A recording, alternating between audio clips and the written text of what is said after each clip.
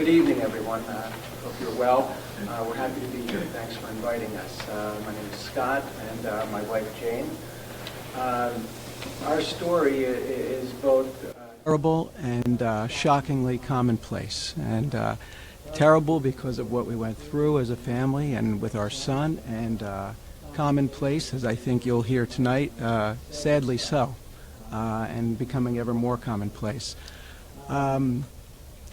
My wife and I never thought these types of things would happen to us. We never thought we'd be sitting here. We're like you, part of this community, and have been engaged in civic activities and Cub Scouts and Webelos and Boy Scouts and all types of events, church activities and what have you, and had a very idyllic life in Pennington for many, many years. Until the teenage years brought interesting new challenges and seeking stimulation and risk-taking behaviors and things like that, which we passed off for quite a while as, well, boys will be boys. And we have two sons. Our oldest, both came here, but our oldest got into trouble with opioids when he was 15, 16. And so we kind of thought this was commonplace for a while, and we did the things that suburban parents do. We took away the cell phone. We gave restrictions. We grounded, and all the while thinking we were very on top of these things and doing things that parents would do. And what we found out after a very short time is that none of these things worked. So we started to see strange behaviors, and we started to see some drugs and alcohol, and again we would go through the process of restricting and grounding and those types of things, and still they wouldn't work. So then we sought next level intervention, counseling, and local therapists and things like that, and momentary reprieve while our son kind of acted for us that he was kind of following our wishes and not engaging in some of the behaviors that we started to see. And so things that we started to see were, alcohol use and use of pot and more agitated states and maybe sleeping a little bit longer and things like that. So we went to counseling, and we got a reprieve for a little while.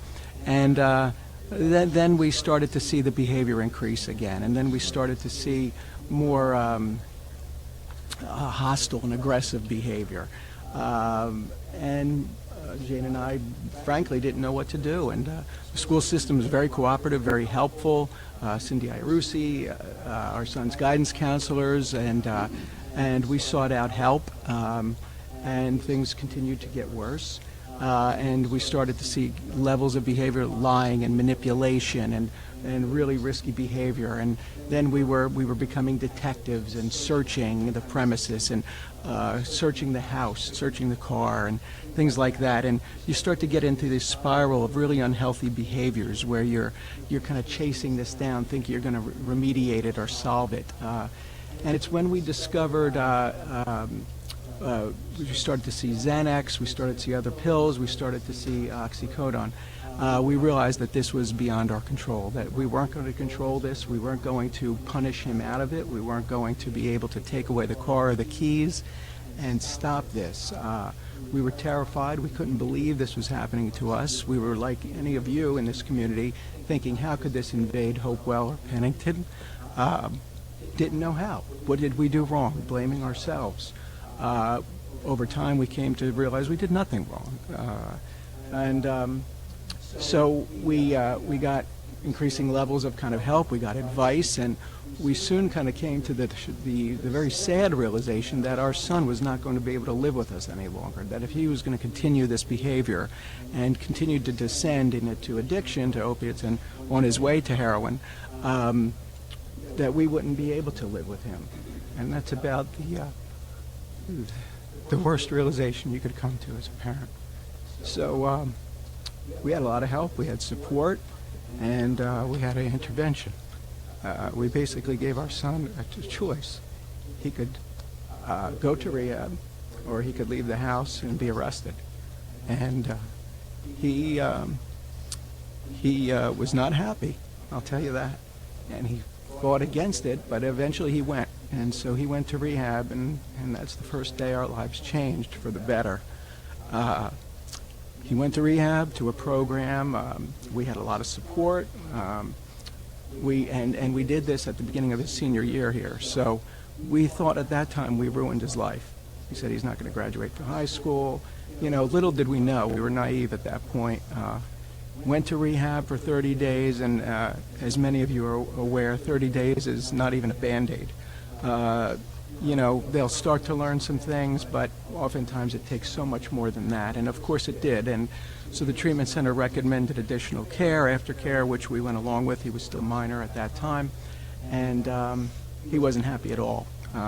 He thought, you know, he did his stint and he was ready to come back and have fun in his senior year, and we kept him from doing that. So we felt like the bad guys for sure, but we also stuck to our guns, knowing that he couldn't come back and we couldn't live the way we were living. So he went to aftercare program where he stayed. He was not in the house, and he started to act out, and he got thrown out of that program. Now, that was the second lowest day of our lives, when they called us and said he could no longer stay there. We had to scramble and come up with a wilderness treatment program, and I don't know if you've ever heard of that, but it's literally what it is. Out in the middle of nowhere, where you get intensive treatment, counseling, therapy. You basically build your housing and cook your food and things like that, and it encourages a level of soul searching and independence and relying on one another that you don't get in some other types of environments. And we were basically throwing a Hail Mary pass. We didn't know if it was work. It was wildly expensive. After about a month, we started to see a change, and we had no communication, writing letters back and forth. And basically, he was in the mountains of Utah with wild animals and sleeping under the stars, and never went inside at all. And we started to see a change, and we started to see him communicate with us again, where he had basically disowned us. And we thought we may never see him again, that if he ran away from this place, that we may not see him again. And we were kind of willing to accept that, you know, at whatever level we could. So we started to see a change. He started to make some amends. He started to communicate differently, started to call us mom and dad.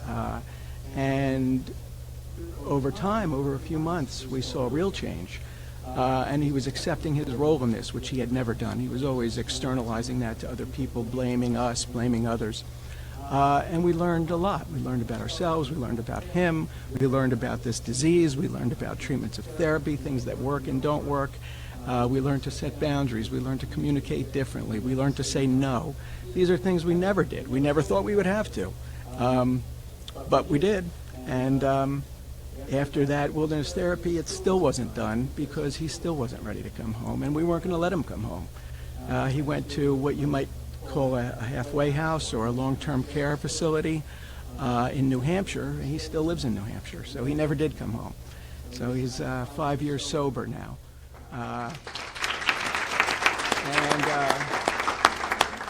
Guess what? He graduated from here with the help of these people here, with the help of his guidance counselor, with the help of an online school program, sending materials and him taking tests. I never thought he would. He did. He's going to college. He has a job. He supports himself for the most part. Mom and dad help here and there. He knows that he can't use. He knows that he can't abuse. He knows that we are willing to walk away if that happens. But he's a responsible adult who takes care of his own actions now. He goes to meetings. We go to meetings. We never understood that why did parents have to go to meetings? This wasn't our problem. Well, it is our problem. We have addiction in our family. My grandfather was an alcoholic. I never connected that before. There's genetic predisposition.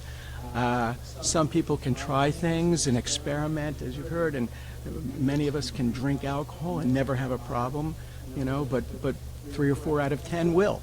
And suddenly that one drink turns into many drinks and a seeking of a stimulation and a high and a feeling that you can't get anywhere else. And that's what happened to our son. And we never understood it. We understand it better now. We thought he was just being abusive and disobeying us. Well, no, he wasn't. He was chasing that high and trying to defeat his addiction. So we understand him so much better. We have an adult relationship with him. We communicate. He still drives too fast, but he's only 22. But you know, we had to do the hardest thing we could to get the relationship back. And while he's never been home to live with us, which is probably a good thing, we have so much a closer relationship, and we see each other regularly, we talk regularly, and he's done so much with his life and is doing so well, and in turn helps others. He volunteers, he speaks at events like this, he speaks at high schools, he sponsors other young men, and he's made the lives, countless difference in the lives of many, many young men, many of whom you know, follow him around where he goes now and kind of, you know, want to be in his circle of friends. So he's done real well. It's taken a toll, there's no doubt. You can't go through those types of things without taking a toll. But on the other side of that, if you can learn out of those experiences, you could come, we can do things like this. And we can talk about it openly, and we can help with other people, and that we work in the community to do these things. We've gone to a Naranon meeting, which is absolutely wonderful, recommended by a guidance counselor in this school in Hamilton, New Jersey, and I left some literature in the back, and that probably saved Jane and I from, you know, horrific self-blame and doubt and things like that, by just having a communal support with other parents and people that we could share with when, you know, you wouldn't talk to your neighbors about these things necessarily, right? But here we found a community that we could, and we still go. Every Sunday we go. It's become our church, if you will, with a supportive, caring group of people. And I can tell you, every week there's, you know, 2, 3, 4, 5 new parents, new brothers and sisters and things that are impacted by this. It's endless. It's endless. Week after week, new people. So we're there to continue to help, because we've kind of stood in the storm. And when you come through these types of things, you want to give back and help others. And we've been fortunate and lucky and had to make difficult choices. But thankfully, things have become much better. So we're proud of our son. We're proud of all he's done and sacrificed, and at a really young age, really taking over accountability and responsibility for his life.